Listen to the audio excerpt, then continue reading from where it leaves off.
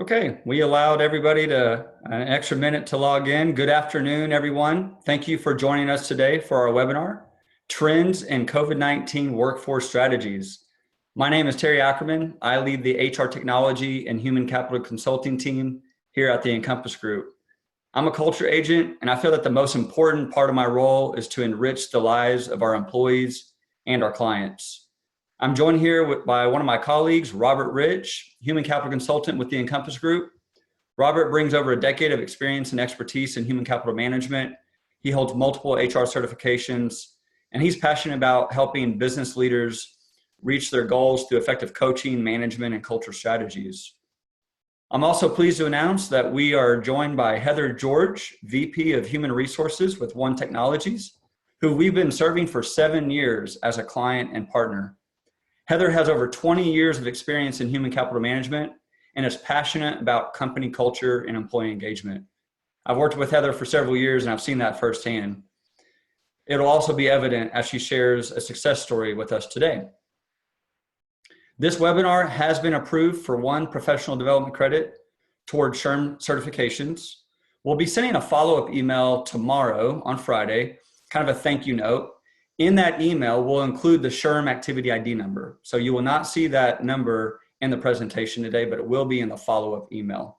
In that email tomorrow, you will also receive a copy of the PowerPoint presentation, and you'll receive a link to our YouTube channel where this recorded webinar session will be hosted.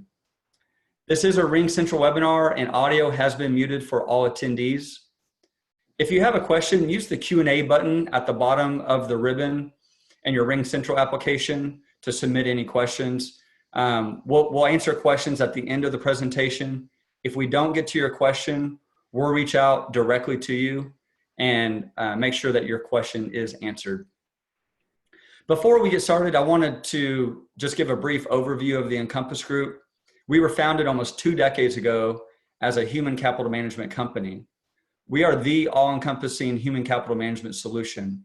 One of the key areas that we help our clients in is in talent management. We help our clients identify, attract, develop, and retain top talent. We provide technology solutions that automate the entire employee lifecycle. Then on top of that, we layer in a team of subject matter experts in various areas to include payroll, unemployment, micro-learning, career pathing, employee engagement, as well as several other fields. Today, we're going to focus on the human capital consulting area and discuss what many have learned by working remote over the last couple of months, including a success story at One Technologies.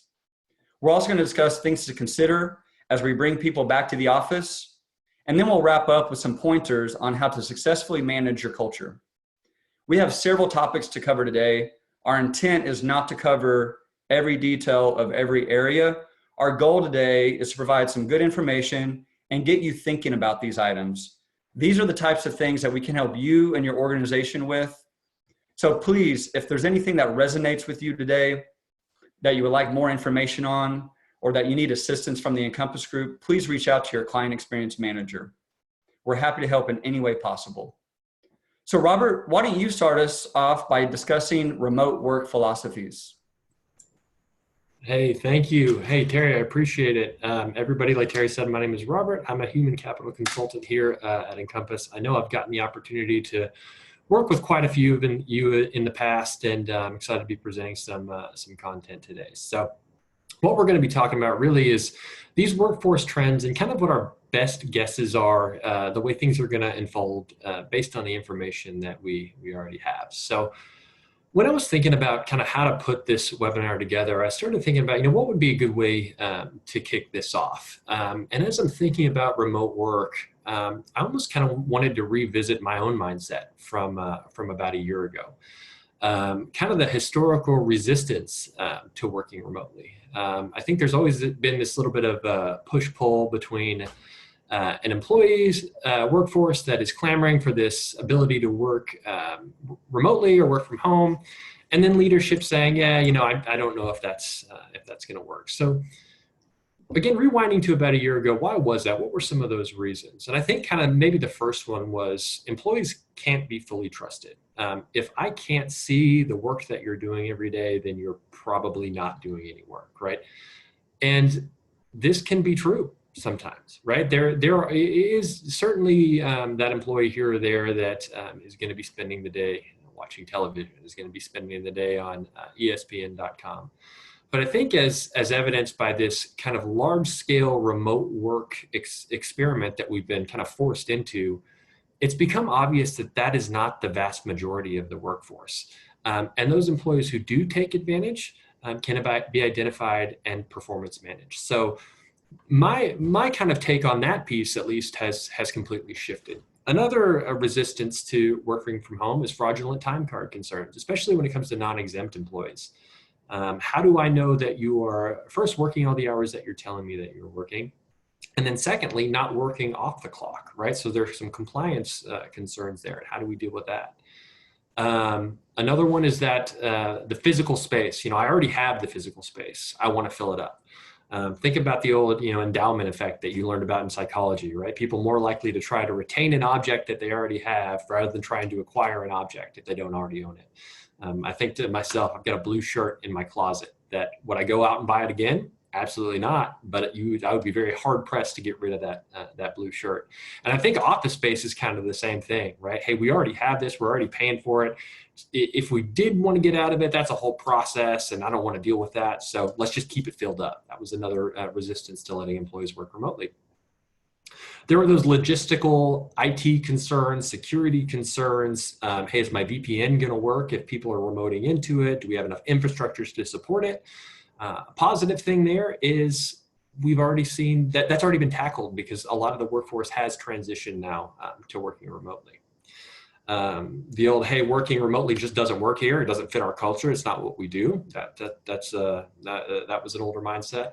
So all of those, I think, can be argued against pretty successfully. But for me, the two most important ones, and I think the two that still kind of resonate the most, are that fear of loss of collaboration and the fear that you're going to lose your culture. So those are two I really want to hit on today in some more detail. So we think about kind of how we used to think about remote work, and then let's compare that to the new landscape, right? The impact of COVID is a lot of those reasons are not viable anymore. First, really important thing to keep in mind with remote work is a disaster continuity plan. Employers that did not already have a disaster continuity or remote work plan in place were very hard pressed to create them very quickly when COVID kind of became a part of our day-to-day life. In the information sector, especially, we have a workforce that is and has kind of always been largely capable of working from home. We just haven't allowed that in a lot of cases. Engagement and morale improvements, and this is something that's verifiable with survey data that we've seen.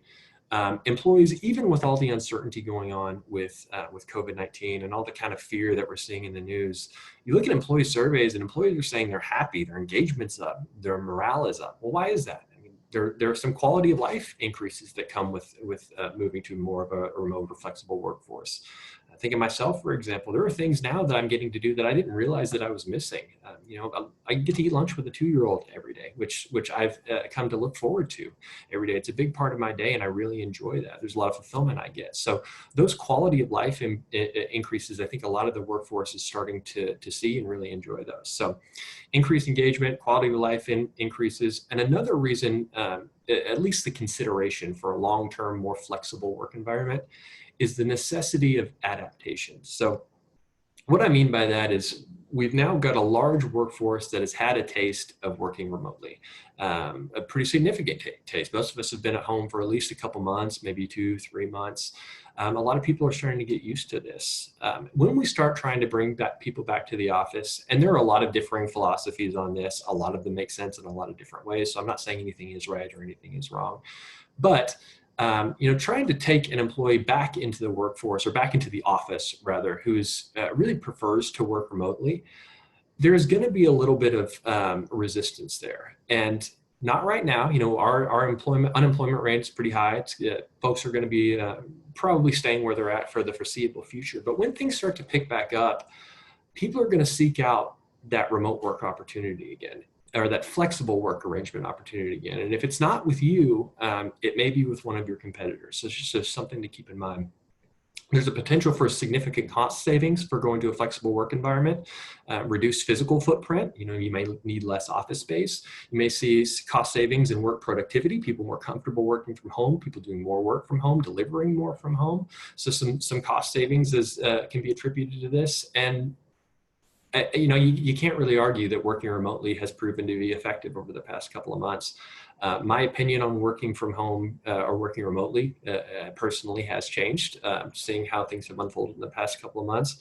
And I'm not saying the economy is firing all cylinders by any means. Retail sector has been heavily impacted, the hospitality sector. A lot of sectors, with those jobs that you have to be on site have been really negatively impacted. But again, the information sector, we've shown that working from home can continue to be effective. So talking a little bit about the collaboration piece. Again, remember I mentioned collaboration and culture, the two things that I struggled with the most. And we'll talk about culture a little bit later, but I want to talk about collaboration now. So we think of this as, we call it a results-only workforce, right? As long as you're getting results, that's what we care about. So to maintain this collaborative environment, it might look a little bit different now than it used to. Reevaluate your workforce strategy. Where you used to have teams sitting together, sitting near each other, we might need to adjust that a little bit. And I think the easiest way to maintain that collaborative nature is to make video calling mandatory. Make it part of your culture, really embed it into what you're doing on a day-to-day. There's that old psychology study, I forgot who did it, but it was that 55% of communication is nonverbal communication. It's hand motions, it's maybe eye contact, or in this case, camera eye contact. You can see people's mannerisms, you can get a read on them. There is no reason to forego that just because you don't want to comb your hair or put on a collared shirt. Be ready for culture to change and really, really focus on that video conferencing. I think it adds a lot to your day-to-day, the productivity of your work conversations. Again, every organization is going to be different, but from communication tools standpoint, make it more than just emails. Smaller organizations may be able to kind of make it everything. We can text, we can call, we can Slack, we can Zoom, we can do everything. Larger organizations may have to kind of decide which kind of functionality they're going to leverage, but make it easy to communicate with each other. Don't make it a hurdle. And then obtaining employee feedback as well. Hey, what are we doing that's working? What are we doing that's not working? What would you like to see more of? And then really acting on that feedback in the form of employee surveys is going to be really important as we continue to kind of see how this new landscape unfolds. Yeah, and we can get that feedback in several ways, right, Robert? I mean, it can be one-on-one conversations, it can be team meetings, but a really great way to do this kind of consistently and across the company is through surveys, as you mentioned. And we utilize Exponent HR internally as well as for our clients. And there is a survey management tool there. And I think that's a great way to get, again, consistent questions and feedback. And it's all housed in one system. It's easy to manage and maintain. Another thing I wanted to kind of add to the collaborative environment is the fun part. And one thing that we've done for our team is weekly happy hours. So 3:30 on Friday, every Friday, consistently, since we've been working from home for almost 2 or 3 months now, we get on.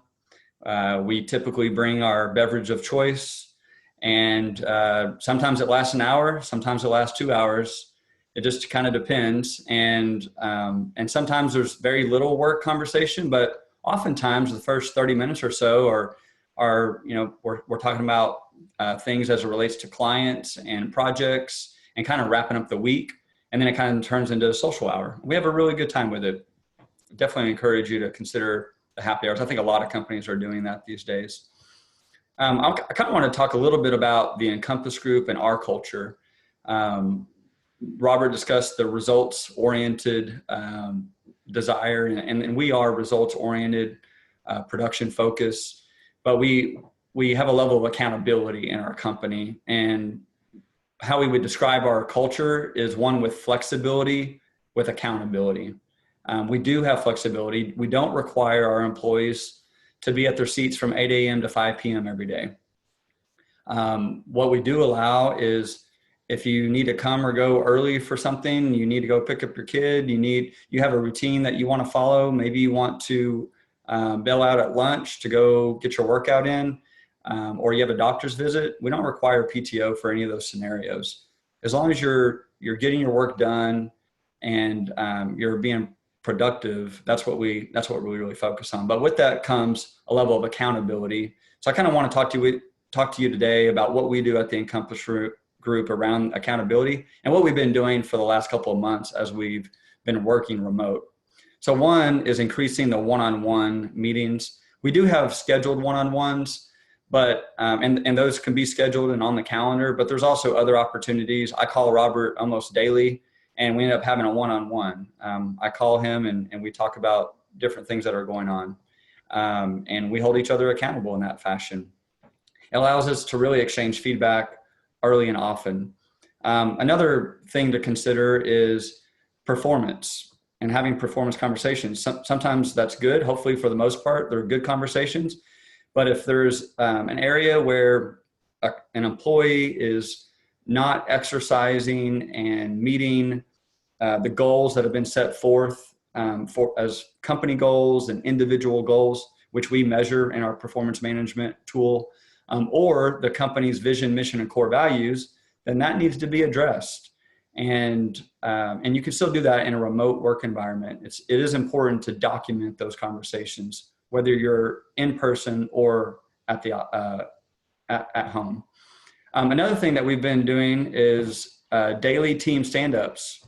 9 a.m. every day, the whole team gets on a video call, and we typically knock out about 20 things. We're doing quick updates, major updates, challenges that we're facing, mind sharing. It's just an opportunity for collaboration and really checking in and seeing where we are on things and where people need help. It's been really helpful for our team. And we're actually going to continue that when we get back into the office. Another thing that we've done is utilize our team calendars. We have a lot of things on our calendars that are, meetings with clients and vendor partners and whatnot. But we also try to look at our calendars and block out time to focus on projects. And so with this kind of environment, we are respectful of the calendars. We can see what's going on in someone's day-to-day activities. And then I will reach out to various team members, but I'll usually check their calendar first to make sure they're not in the middle of something. And then the primary method that we've been communicating is through Microsoft Teams. There's a lot of great features, and I know a lot of companies use different tools. We use Microsoft Teams. It's been great. We have our team channels for specific topics. It's really reduced the amount of email exchange. And those emails they're hard to keep up with, and you got to group them and refer back to them. Now you have a channel that's specific to a project or a client. It's easy to refer back to. We have the video conferencing through the Microsoft Teams, and typically I haven't used my cell phone very much. I'd say 90% of the time I'm calling someone on video Microsoft Teams, and we have a really good conversation. To Robert's point, you can get a lot through seeing those facial expressions, right? So really love Teams. And then you can just quickly chat on Teams as well, which is great. What we've also done is we've really relied heavily on our CRM. We're increasing the utilization of our CRM because we've developed KPIs and dashboards where we can see where people are at on certain projects and tasks. And we review that on a weekly basis as a team, but it's out there. We have dashboards, and everybody across our whole organization has visibility to that information. Awesome. Yeah. Thank you, Terry, for that insight. So as we're, and we're going to get to where we're kind of talking through bringing people back into the office, what that might look like, we're calling a hybridized working environment. But just a few things to consider if we are going to be onboarding people and we're seeing the virtual kind of workforce expanding it for a few more months. Some things to kind of think about is revamp your onboarding tools. if you're going to be onboarding new employees in a remote environment, don't send them a packet of paper to get a wet signature on, have them mail it back. Find a way, and at Encompass, we support all digital onboarding, all digital, really everything. We're a paperless company, but make sure all your existing processes, you find a way to digitalize them. It's going to be very important. Secondarily, really this is a great opportunity to utilize your LMS, your learning management system. Make it a one-stop resource for any common question an employee has. Say I just started, or I don't know how to change my 401k contribution. I don't know how to enroll for benefits. I don't know who to talk to about a marketing question that I have. How's all that stuff in your LMS? And make it easy to find, easy to use, one click. The most important part about making an LMS useful is making it easy to use. You don't want this stuff to feel like a booby trap when you're trying to go and find out what you want to click on, right?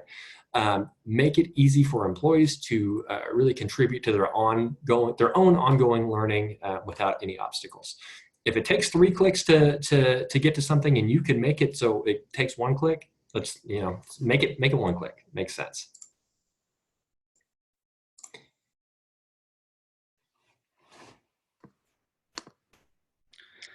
So there has been an impact of COVID-19. A lot of us have been working from home the last several months.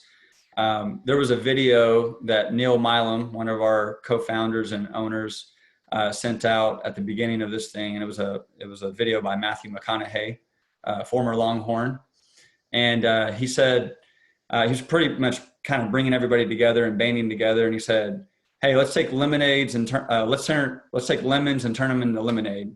Let's turn red lights into green lights." And I really like that. That resonated with me. And I'd say for our team, we have done things now that we haven't done in the past. And it's really like, let's take advantage of this opportunity. There's a lot of negativity going around. News media is causing a lot of fear.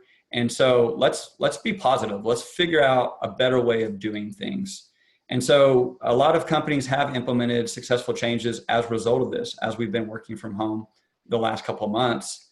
And today I'm happy to be joined by Heather George with One Technologies to share her success story.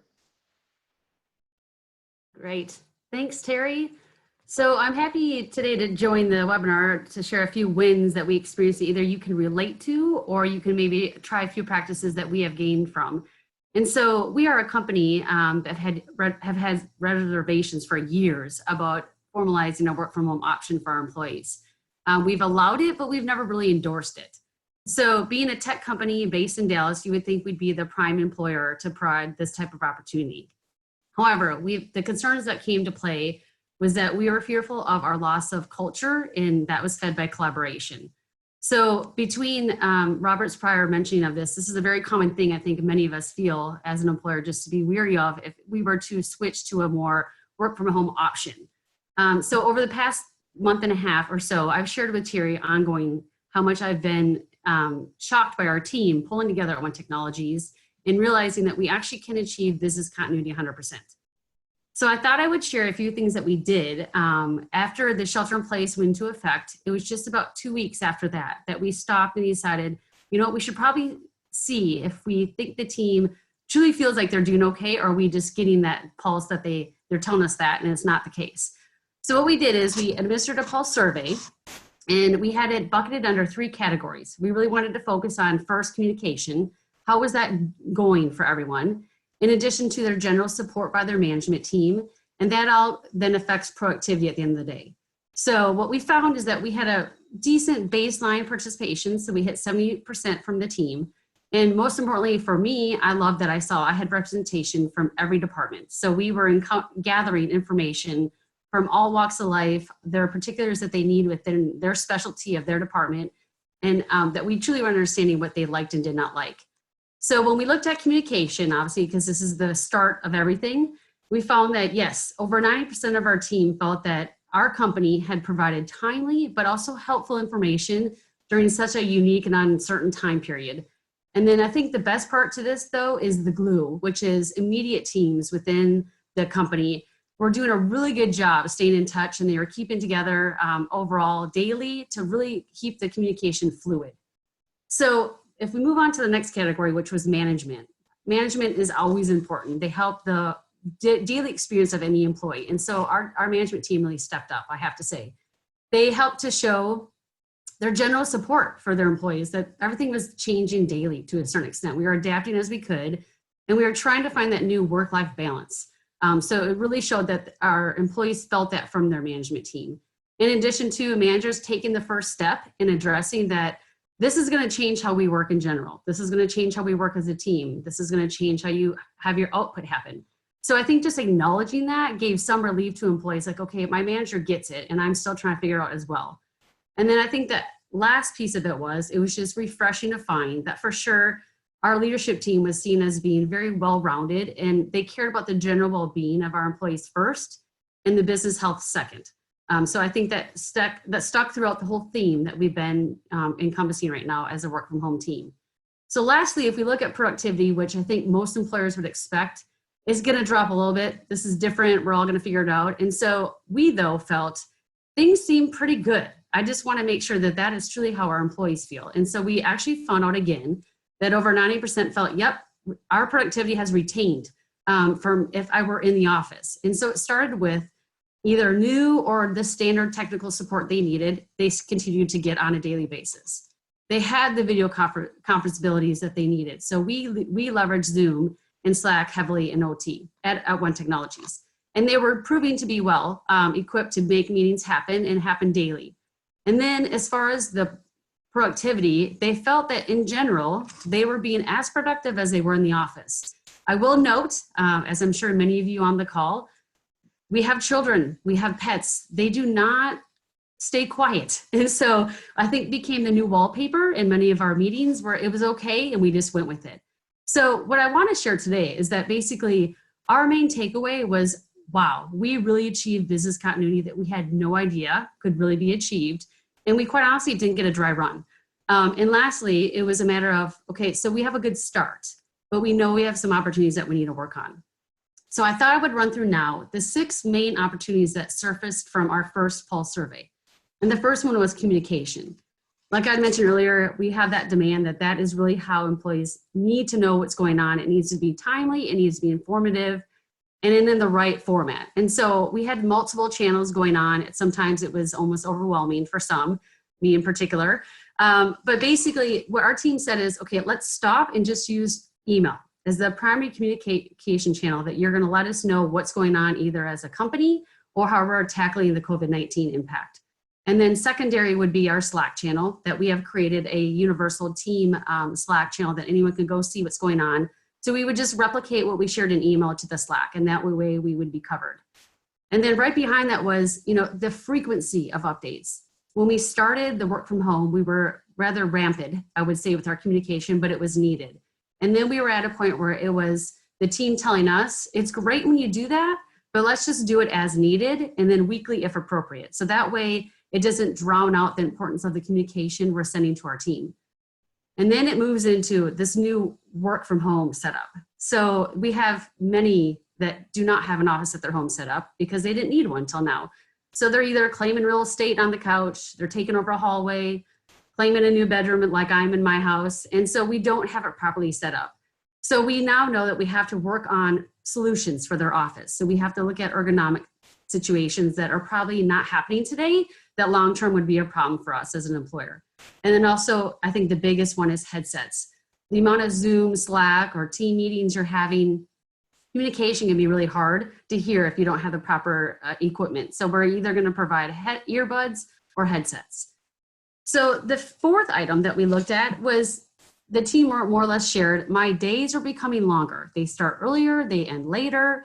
Ideally with this new setup, you would want to maintain your normal hours that you're used to because that's just kind of what you've created for yourself and your family.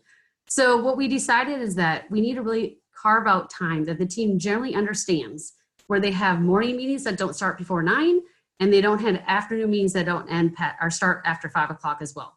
So it's just a way to help core off time zones when people really should have meetings and make sure we're respecting that time as well. And then the very last thing is obviously to consistently have effective meetings. Robert had mentioned it. You really got to leverage that video conferencing as much as you can. I think it keeps us more alive at our work. We don't get hunkered down behind email. And so we found that our team had said, can you just tell me when is the best time to use either or? I think I know, but what is the preference among the team? And so with Zoom, we have found that if you have 4 or more attendees and you're covering rather in-depth material, or you need to show certain points, that Zoom is the way to go. They have a whiteboard feature, and you can have a great audience participate with more interactiveness than maybe Slack would provide us at OT. Slack is our go-to for those quick kind of like desk drop-bys, because you can quickly call somebody up and catch them on video, or it's just a matter of messaging that you help lessen the amount of email. So again, you got to be thoughtful of how much you're doing either one, because again, it can become overwhelming if you're having to monitor your email, you have these Slack texts going on. So those are just the things that surface for us first to work on, and we've addressed some and we're still working through a few. So before I get into the details of what's next, I thought I would share the few wins of our culture that really stuck out. So as I mentioned earlier, the culture at OT has been known for years. It's just a unique experience that when you come into our office, I think you'll quickly understand it. And so what I had noticed as we started working from home is that culture takes everyone to influence it, and it continued. And it started with Slack. So when we created a team Slack channel, it replaced our kitchen. Our kitchen has kind of been like anyone's home, where everyone gathers to have lightened up talk, not work talk necessarily, but it can grab a cup of coffee, grab a soda, just have fun talk. And so Slack became that new norm. So it was how we woke up in the morning, where employees would post interesting gift pics to what they were cooking for the day. And it would also then start these random just thoughts. And then also would like pull different people in and their thoughts. And so all I saw is that people were connecting, and they needed that like remote thing to go to for a second or two to get like a brain break. Our CEO within the first week created a contest to see who had the best work from home setup. And we were happy to see that our senior financial analyst had more or less a TV food stand as his work desk on his couch. We had one of our QA engineers that had her child next to her in a kidding approach, but had duct tape over his mouth, as we all were trying to work with children at home. But it really livened up commentary among the team, and we had a lot of laughs. In addition to, we do a monthly lunch lotto. So we randomize names in groups of 5 to 6, and people go together for lunch on the company. And it's a way to get to know peers that you maybe not would go to lunch with normally. So that didn't stop. We did it virtually. We did it over Zoom. And there was just so many fun conversations. I participated in one that I learned a lot about, 2 employees I never knew. And then we had, happy hours. Our company in particular, we like to, test out adult beverages. And so I think we found a reason almost every day to have a happy hour, whether it was a successful release for a project work team, whether it was a birthday, whether it was Taco Tuesday. I mean, you get the drift. We found every reason, but it was a way again for the team to come together and just have fun. So those are just a few things that I thought I would share, that if you just keep those daily things alive, it really does make a difference in the culture and also the experience that the employees will still feel while they're working from home. So what we're going to do next is, the big question probably many of you are facing is, when are we going back? Is what you get from your team. And so we've informed our team that we're in no hurry at this point. Given you've proven to us that we can be just as productive, we're going to hang low at our homes right now because we're lucky and we can do that. And we will probably not return until July. And then even then, it will be a phased approach. So we're very fortunate to offer this, but I think it's something that if you haven't answered for your employees, you should probably start thinking. And then what we'll do from there is we have already informed our team that because we've seen such success happen from our home offices now, that we're going to now extend this permanently, which we would have never, ever thought of, I don't think, if this had not happened. And so what we're going to do is we have to further understand what now would you, or the frequency you would like to go into the office, because we have to think through then obviously how much space we really want, organizing how many people will be in the office, will not be in office, understanding just in general who's where and when. So our follow-up survey, we conducted another one last week, and we found that we have a pretty good split where we have 50% of the office that will be in the office on their terms if they had it their way daily. So we really do need to look through further our floor space plans and then how we're even going to make sure that we have everyone in the right setup if we only have half the team than we normally have had in the past. So I hope that you found some of this helpful. We're learning as we're going, but I know that it's always good to understand what other companies are going through, and you can either relate or you feel like, we're a step ahead of them. So that's good for us. So that's it for me. I'm going to pass it back to Robert, and he's going to continue talking about a hybrid approach of remote working in the office and at home. Thank you, Heather. Hey, Heather, I really appreciate kind of the insight. I think Heather did a great job of kind of adding some color and some kind of real life examples to what a success story can look like. And I think one of the most impressive pieces of that is it sounds like One Tech is not an organization that is afraid to adapt, right? I think a lot of us get in situations where we're reluctant to change. And it's just really neat to hear a story about an organization that is able to be so adaptable. So we're talking about a little bit about bringing people back maybe to the workforce. Maybe it's a phased approach. Maybe it's, we're not going to make everybody come back, but we're going to allow some people to come back. The way I think about working is it's different for different people. I think almost about it like learning styles. When you're in school, your professor doesn't just lecture at you, and he doesn't just write on the board. Think back to show and tell. Sometimes they pass things around. They do both. Write on the board while they're talking. There's audio, there's visual, there's tactile. Working styles are very similar. Some folks do better in an office environment. It makes it easier for them to focus. There are fewer distractions. They feel like they're more productive. And then the inverse is true for other folks. They feel like they do more work at home. There are less distractions than in the office. So it really depends on who you talk to with how they do their best work. So that results only mindset that we mentioned before really allows employees the freedom to choose that environment where they do their best work. Heather mentioned maybe we'll have people in a day or 2 days, be very flexible. Maybe you need it some days, maybe you don't. The ability for an employee to determine where they do their best work is going to allow them to produce at their highest level more consistently. It also allows managers to stop feeling like policemen. Where is Jack? He's not in his seat at 8:30. I wonder where he is. It allows them to start managing the work and managing the performance rather than managing the people themselves. So if it's feasible, it's always advisable to leave the choice of work location up to the individual employee and their direct manager. Now keep in mind, a lot of this presentation has kind of the information sector workforce in mind. There are going to be jobs, the retail sector, hospitality, driving trucks, unloading trucks, that kind of thing. You have to be in the office. You have to be in a warehouse.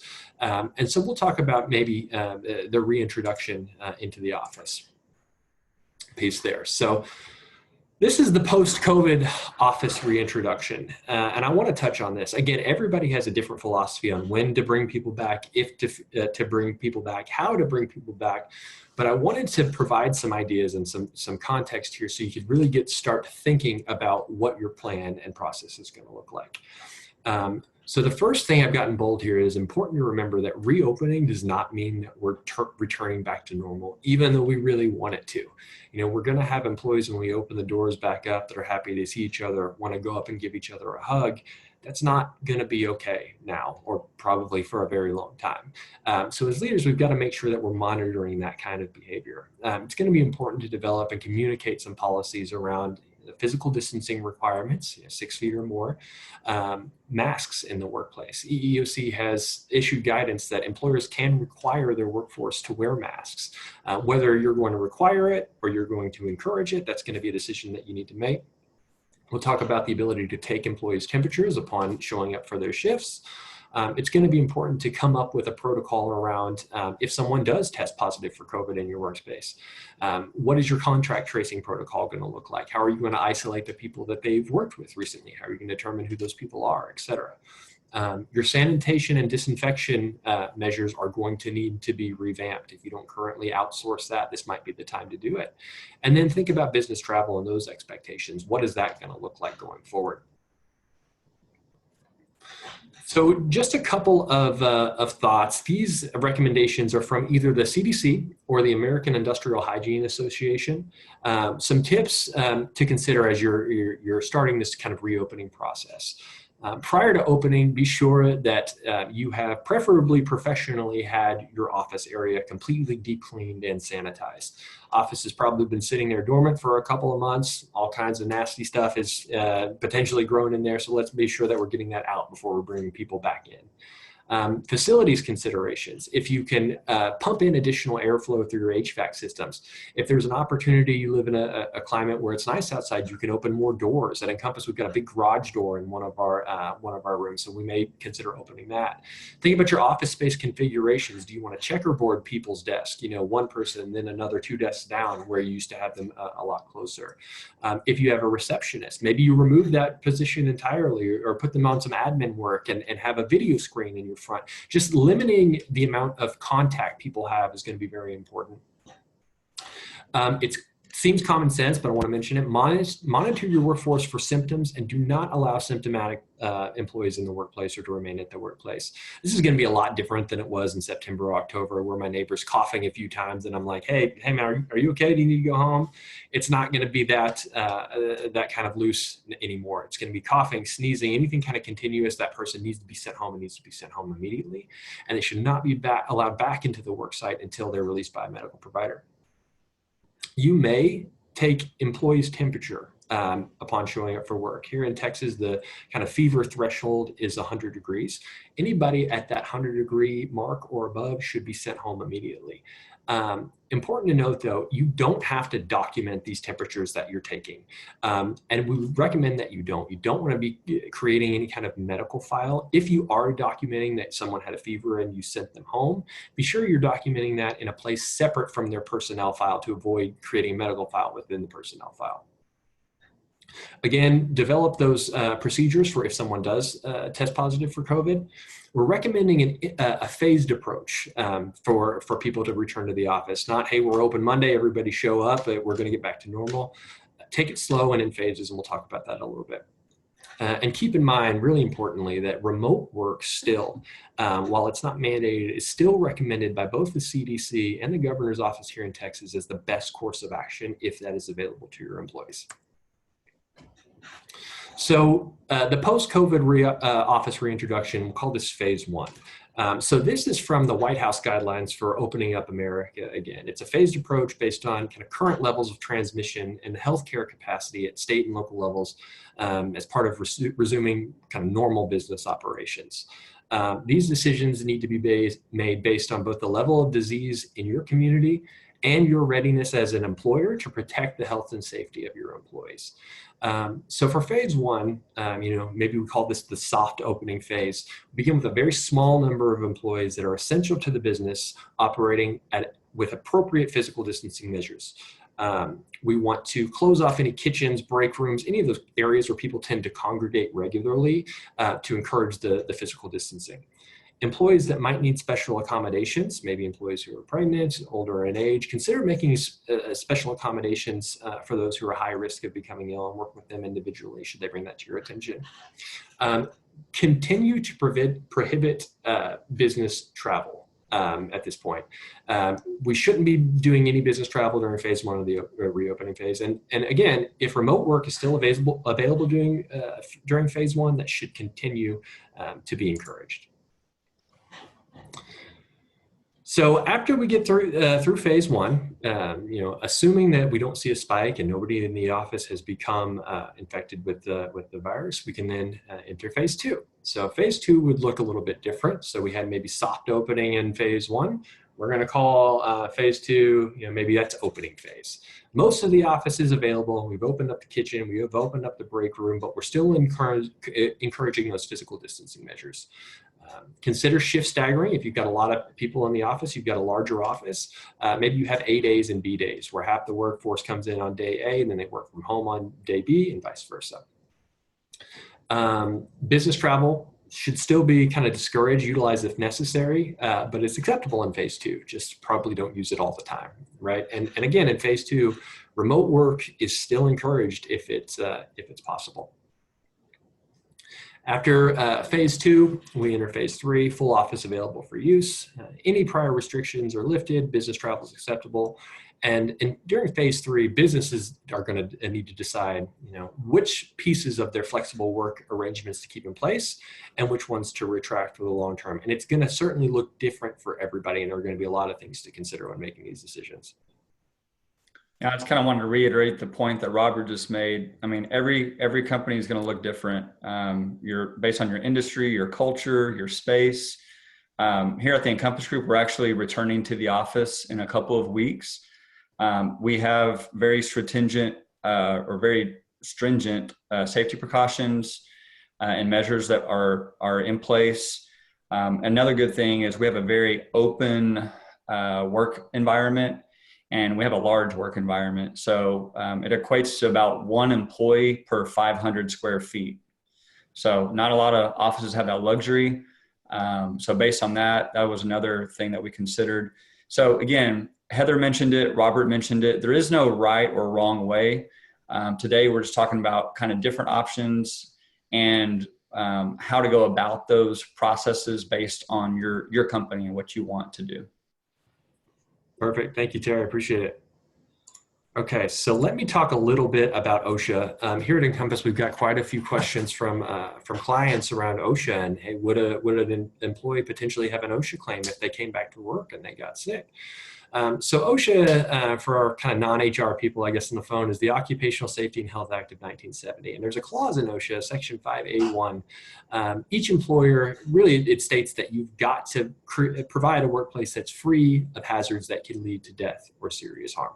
So the question that we've gotten quite a few times is, if something like that happened, would we, as an employer, potentially be subject to an OSHA claim?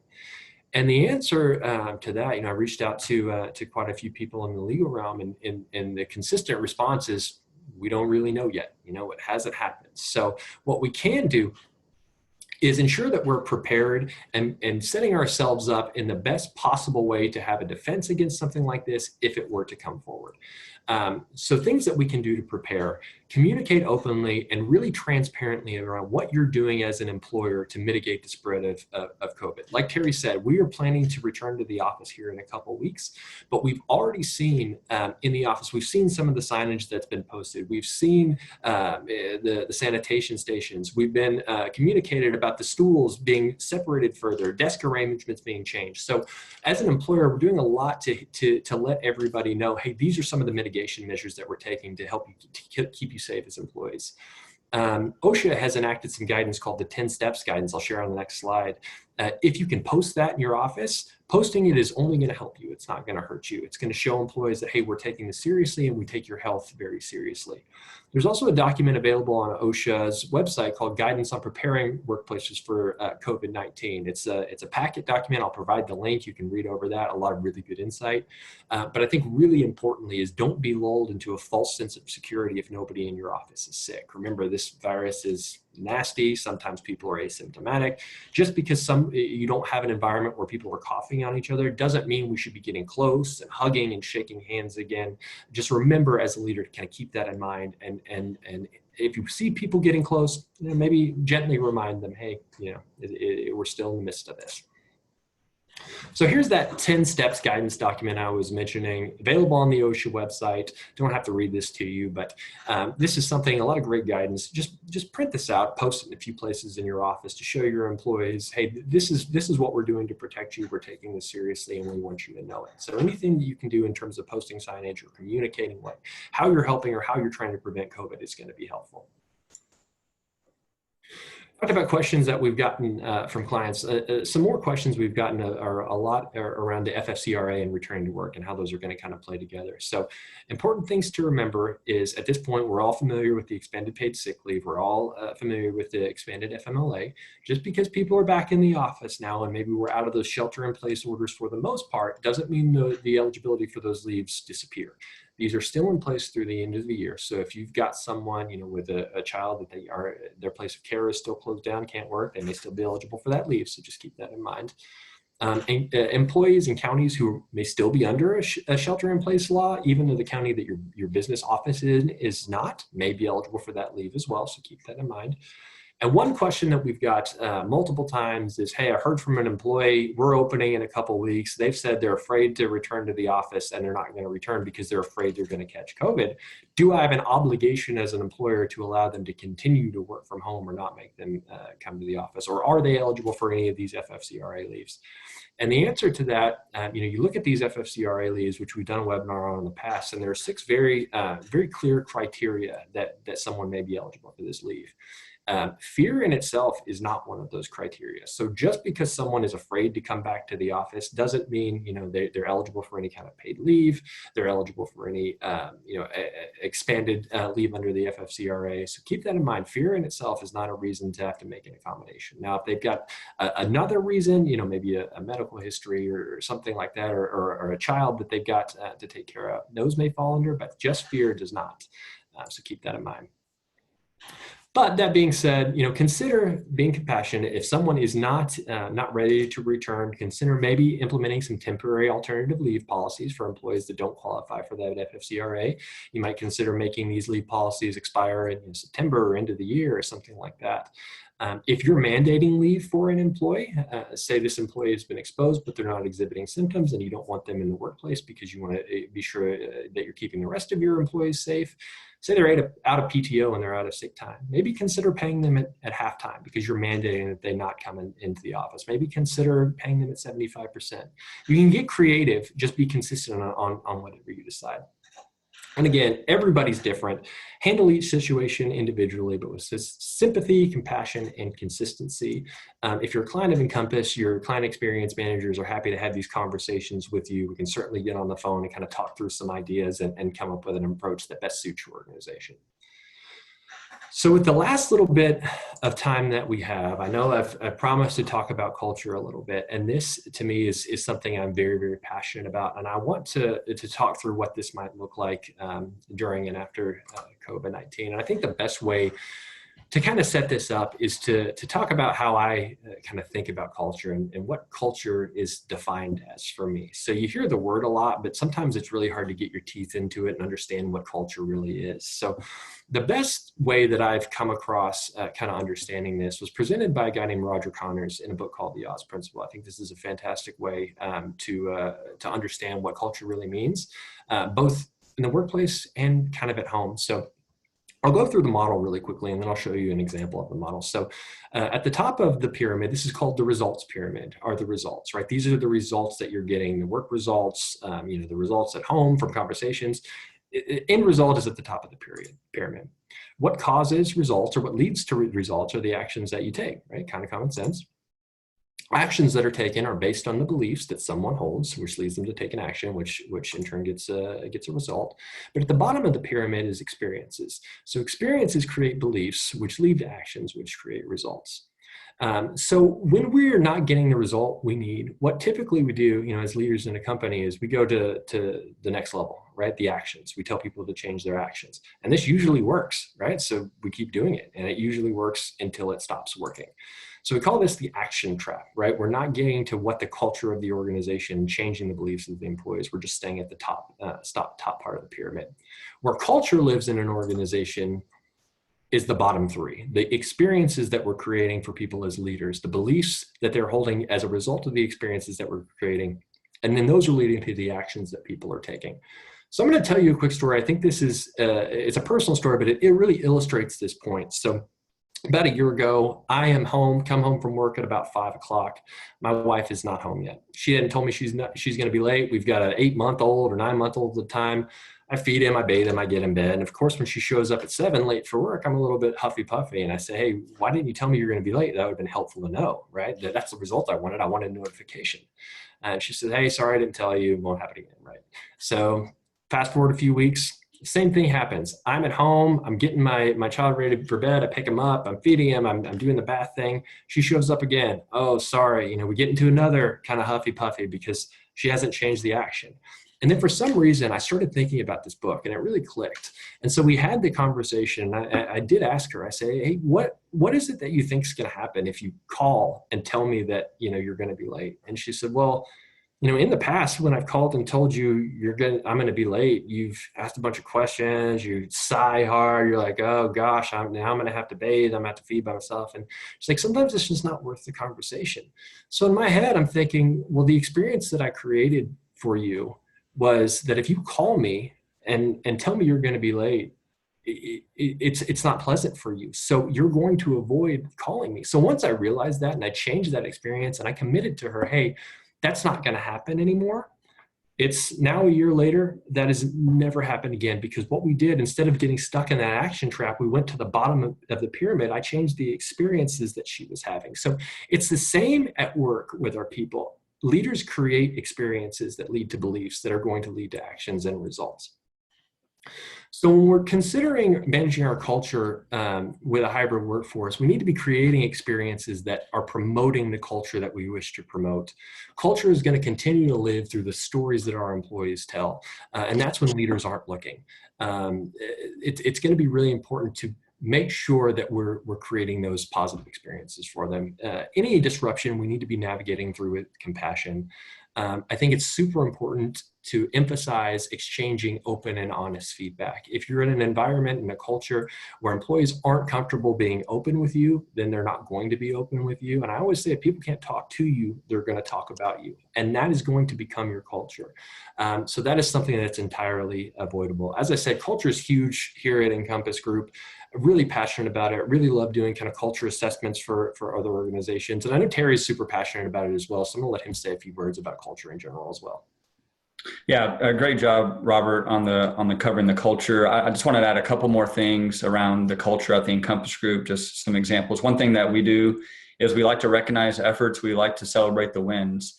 It's something that we sometimes have to try harder at doing, but when we do find the wins to celebrate, we celebrate them pretty big. Any reason to gather around and do a champagne toast in our Encompass bar, we'll find a reason for that. We haven't got to do that in the last few months, but lately it's just been kind of the one-on-one or praising someone in a team environment, just giving them kudos and recognizing the work that they're putting in. Collaboration, it's one of my favorite words, not only because I listened to Vanilla Ice growing up, but collaboration is a fun thing for me. I think, the more people you can get to bring together, you have different experiences, different viewpoints, and it really ends up producing a better result. So collaboration is key, especially here at the Encompass Group, and really company core values. That's what we live by. A lot of people call me the core value guy. I believe in what we present here at the Encompass Group. And it's really important for everybody to buy in to those core values and the culture. One way that you can kind of test if someone's truly bought in is if they're exercising and following those core values outside of the workplace. So for example, my wife, when she comes up with something creative, she'll tell me, hey babe, I practiced a solutions mindset and I did this. Solutions mindset being one of our core values. So our core values, should be practiced inside the workplace, working remote, and interacting with your friends and family. That's when you have true buy-in. And if you want a culture assessment from the Encompass Group, if you're a client, that's already included. If you're not a client, we're happy to talk to you about that. If you're interested in learning more about the Encompass Group and how we can help your business, please see the contact information on the following slide.